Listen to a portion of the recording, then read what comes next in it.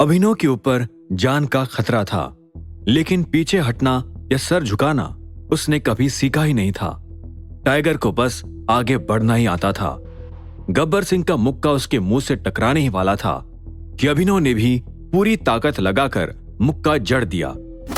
दोनों के हाथ सीधे एक दूसरे से जा टकराए। अभिनव के हाथ में इतना भयंकर दर्द हुआ कि उसे लगा मानो उसकी सारी उंगलियां टूट गई हो। वो एक झटके के साथ लड़खड़ाते हुए कई कदम पीछे हट गया। अभिनव का हाथ अभी भी मुक्के में बंधा हुआ था। वो उंगलियों को खोलने की कोशिश कर रहा था, लेकिन दर्द की वजह से उसकी उंगलियां मुक्के के शेप में ही अकड़ गई थी। दूसरी तरफ गब्बर सिंह चेहरे पर एक भयंकर एक्सप्रेशन लिए अपनी जगह पर शांति से खड़ा था। ये देखते ही बाकी के सभी मेंबर्स खुश हो गए। उन्हें गब्बर सिंह से यही उम्मीद थी।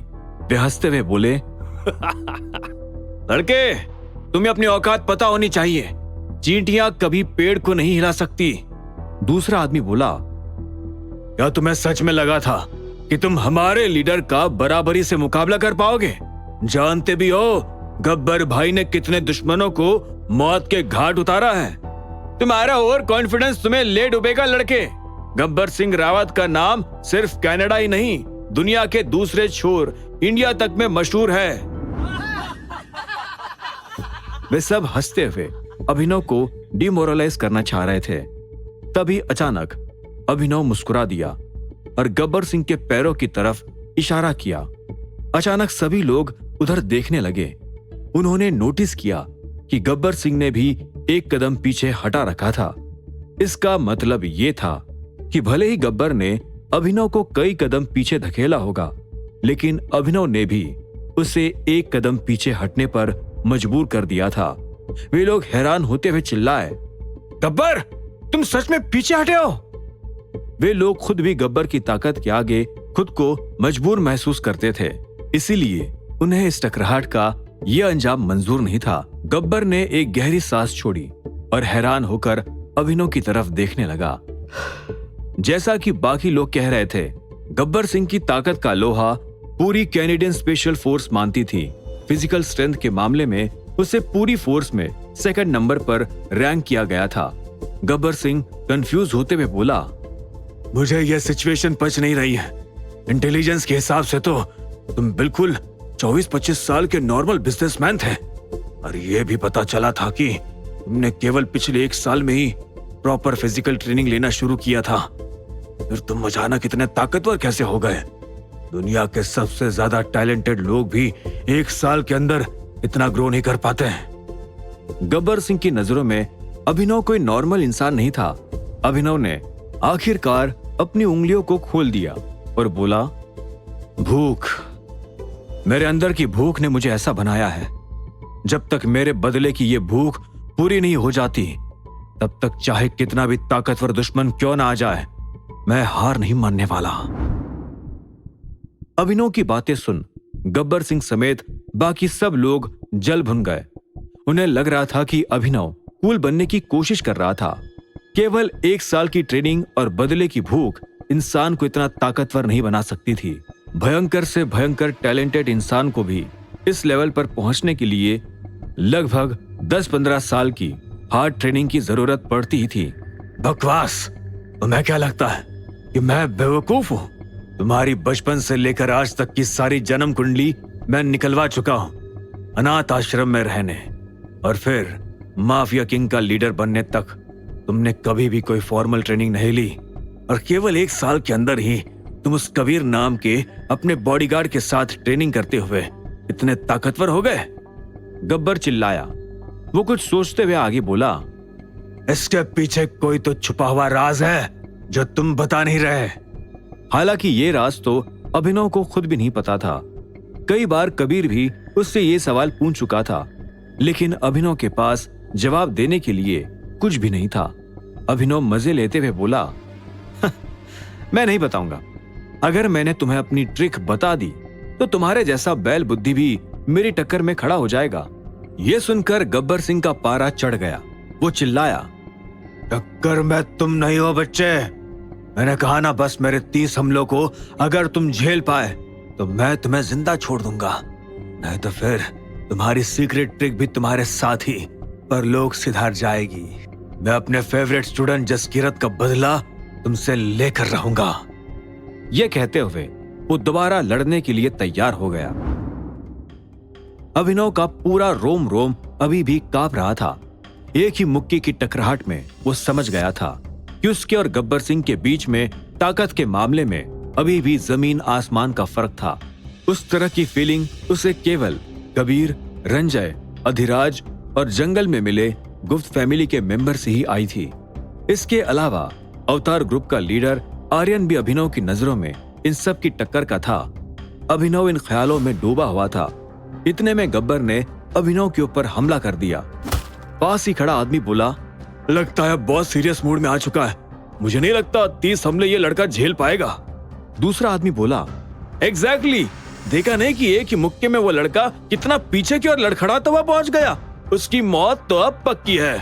तभी अभिनव के हाथों पीट चुके गोल्डन गार्ड मेंबर ने कहा, वैसे मुझे लगता है कि शायद वो बॉस के 30 हमले झेल सकता है। उसकी बात सुनकर बाकी मेंबर्स बोले, देखना जरा, उस लड़के के हाथों पीट कर इसकी मर्दानगी ही खत्म हो गई है। कह रहा है कि बॉस के आगे वो टिक सकता है। लेकिन दूसरी तरफ उस गोल्डन गार्ड मेंबर की बात सही साबित हो रही थी। अभिनव गब्बर सिंह के किसी भी अटैक को डॉज नहीं कर रहा था, बल्कि वो चील सी निगाहें गब्बर पर टिकाए हुए ऐन मौके पर अपनी बॉडी को गजब के एंगल पर मोड़ते हुए गब्बर सिंह की कमजोर कड़ी पर हमला करने की कोशिश कर रहा था। अभिनव बोला, मैं पीछे हटने वाला नहीं हूं Gabbar Singh, give me your best shot. Gabbar भी गुस्से में बौखला गया और अभिनव पर झपट पड़ा। लड़ते लड़ते अचानक गब्बर ने गजब की पूर्ति दिखाते हुए अभिनव को बाएं हाथ के घूंसे का झांसा देकर दाएं हाथ से उसकी छाती पर अपनी कोहनी से जोरदार हमला किया। किसी की भी पसलियों को बुरी तरह चूर चूर करने के लिए वो हमला काफी था। गोल्डन गार्ड मेंबर्स खुश होते हुए चिल्लाए, गेम ओवर हो गया मच्छर का। अभिनव को भी अपनी मौत नजर आ रही थी। तभी उसने एक झटके से अपने बदन को पीछे की ओर झुका लिया और अपने पैरों को गब्बर सिंह के दाएं पैर के ऊपर कसकर लपेट दिया। इसकी वजह से गब्बर सिंह का बैलेंस बिगड़ गया और वो अपनी कोहनी का हमला पूरा नहीं कर पाया। उसका बिगड़ा हुआ बैलेंस अभिनव के लिए परफेक्ट मौका था। उसने हवा में अपने शरीर को 360 डिग्री घुमाया और गब्बर सिंह के अंदाज में ही उसकी छाती पर कोहनी से जोरदार हमला कर दिया। गब्बर सिंह दर्द के मारे कराहता हुआ 4-5 कदम पीछे हट गया। उसके सीने में एक पसली के चटकने की आवाज पूरी फैक्ट्री में गूंज गई थी। तभी एक गोल्डन गार्ड मेंबर आंखें फाड़कर देखते हुए बोला, व्हाट द हेल, इस लड़के के फाइटिंग इंस्टिंक्ट्स तो कमाल के हैं। तभी दूसरा बोला, तुमने गब्बर की पसली चटकने की आवाज सुनी? तीसरे मेंबर ने कहा, गब्बर के चेहरे का दर्द साफ बता रहा है कि पसली सच में टूट चुकी है। सबकी नजरों में अभिनव के लिए एक अजीब सी रिस्पेक्ट झलकने लगी थी। अब तक वे उसे केवल एक अमीरजादा बिजनेसमैन समझ रहे थे, लेकिन उनके लीडर को भी जो पीछे हटने पर मजबूर कर दे, ऐसे फाइटर के लिए उनके दिल से अपने आप ही रिस्पेक्ट निकल रही थी। अभिनव हर एक गुजरते पल के साथ अपने आप को इस फाइट में बेहतर करता जा रहा था, लेकिन दूसरी तरफ गब्बर अपना आपा खो चुका था। उसे सही गलत का अंदाजा ही नहीं रहा था। उसने गहरी सांस लेते हुए कहा, बहुत हो गया, अब तक मैं तुम्हें बच्चा समझकर हल्के में लेता आ रहा था, अब तुम नहीं बचोगे। ये कहते ही वो अचानक जोर से चिल्लाया। उसने अपनी जेब से एक छोटी सी गोली निकाली और उसे दांतों के नीचे रखकर चबा चबा कर खाने लगा। ये देख सभी गोल्डन गार्ड मेंबर्स हैरान रह गए। उनमें से एक बोला, लेकिन गब्बर, वो मेडिसिन तो केवल खास मौकों के लिए ही। Shut up! गब्बर सिंह चिल्लाया। गब्बर को गुस्से में देख सारे मेंबर्स घबरा चुके थे। वे आपस में फुसफुसाते हुए बोले, आखिर गब्बर को हो क्या गया है? इस गोली की वजह से उसकी फिजिकल पावर डबल हो जाएगी, लेकिन वो गोली हमें सिर्फ इमरजेंसी के लिए इस्तेमाल करनी होती है। उसके आफ्टर इफेक्ट्स ऐसे होंगे कि अगले 3 दिनों तक गब्बर बिस्तर से उठ भी नहीं पाएगा। दूसरा मेंबर बोला, मुझे नहीं लगता कि ये ठीक हो रहा है। गब्बर ने 30 अटैक करने की बात कही थी ना। कितने अटैक हुए हैं? अभिनव से पीट चुके मेंबर ने कहा, 28 हो गए। अभिनव को केवल 2 और हमले सक्सेसफुली झेलने हैं। उसके बाद स्पेशल फोर्स के रूल के हिसाब से गब्बर सिंह अपनी बात से पीछे नहीं हट सकता। उसे अभिनव को जिंदा छोड़ना ही पड़ेगा।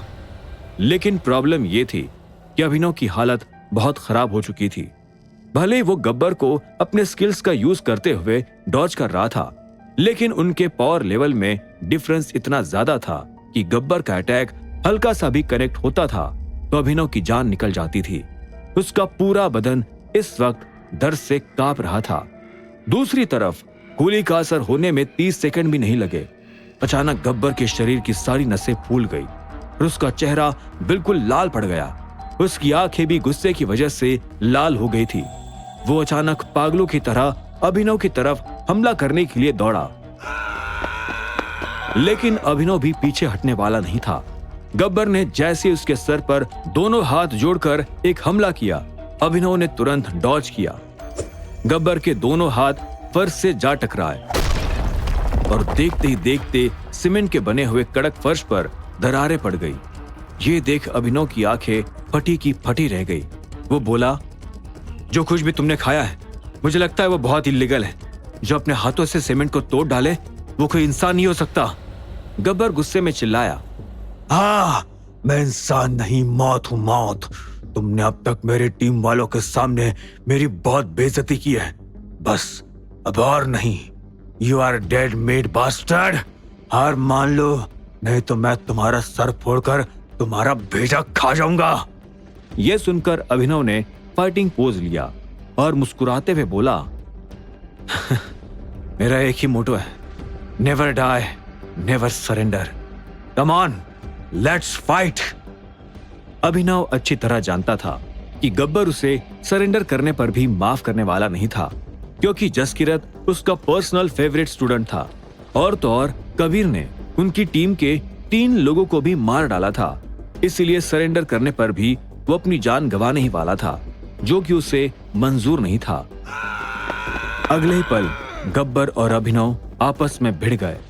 भले ही गब्बर स्टेरॉइड लेकर 2 गुना ताकतवर हो चुका था, लेकिन उसकी वजह से उसकी मूवमेंट काफी स्लो हो गई थी और यह अभिनव के लिए एक एडवांटेज था। उन दोनों के बीच में ताबड़तोड़ लात घूसों की लड़ाई चलने लगी। तभी एक गोल्डन गार्ड मेंबर चिल्लाया, बॉस रुको, तुम्हारे 30 हमले पूरे हो चुके हैं। ये सुनते ही गब्बर ने उसे नफरत भरी निगाहों से देखा और लगातार अभिनव के ऊपर हमले करता गया। उसके एक एक मुक्के से आसपास पड़े लोहे के सामान बुरी तरह टूट रहे थे। डॉज करने के बावजूद भी कुछ हमले अभिनव के ऊपर लैंड हो गए थे, जिसकी वजह से उसका बायां हाथ और बायां पैर बिल्कुल बेजान पड़ गए थे। वो बस अपने आप से मन में दोहराया जा रहा था, शांत रहो अभिनव, शांत रहो और दुश्मन की कमजोरी ढूंढो। यह लड़ाई खत्म करने के लिए तुम्हारा केवल एक ही हमला काफी है। तभी दूसरा गोल्डन गार्ड मेंबर चिल्लाया, लेकिन बॉस, हमारे मिलिट्री रूल के हिसाब से तो हमें अपनी कमिटमेंट को मानना ही होगा। लेकिन गब्बर तो पागल हो चुका था, उस पर बातों का कोई असर ही नहीं हो रहा था। तभी अभिनव मुस्कुराते हुए बोला, क्या हुआ? गोल्डन गार्ड के लीडर होने के बावजूद भी तुम्हारी जुबान की कोई वैल्यू नहीं है। तुमने तो कहा था कि 30 हमले झेल लोगे तो मैं तुम्हें छोड़ दूंगा। कायर कहीं के। लेकिन अभिनव की बेइज्जती का गब्बर पर कोई असर नहीं हुआ। वो नफरत भरी आवाज में चिल्लाया, आई डोंट केयर, मैं तुम्हें जान से मार सकता हूं और मार कर ही दम लूंगा। यह कहते हुए वो लगातार वार करता रहा। अभिनव मुस्कुराते हुए बोला, जब तुम्हारी स्पेशल फोर्स को पता चलेगा कि उनका लीडर इतना घटिया और कायर है तो तुम्हारी क्या इज्जत रह जाएगी। मैंने तो सुना था फौजी अपनी जुबान के पक्के होते हैं। गब्बर चिल्लाया, चुप हो जा कमीने, तो आज मेरे हाथों से नहीं बचेगा। अभिनव मुस्कुराते हुए बोला, लगता है स्टेरॉइड की वो गोली खाकर तुम्हारी ताकत तो बढ़ गई, लेकिन उसके बाद भी तुम मेरा कुछ नहीं बिगाड़ पा रहे। तुम तो क्या, तुम्हारा बाप भी आएगा तो वो भी मेरा कुछ उखाड़ नहीं पाएगा। यह सुनकर गब्बर पागलपन की ओर बढ़ चला था। अब आगे क्या होगा? क्या गब्बर का गुस्सा अभिनव की जान लेने पर शांत हो जाएगा? क्या अभिनव जानबूझकर उसे गुस्सा दिला रहा है? क्या अभिनव के पास काउंटर अटैक करने का कोई प्लान है? क्या गोल्डन टीम मेंबर्स गब्बर को बीच में रोकने की हिम्मत करेंगे? जानने के लिए सुनते रहिए आगे।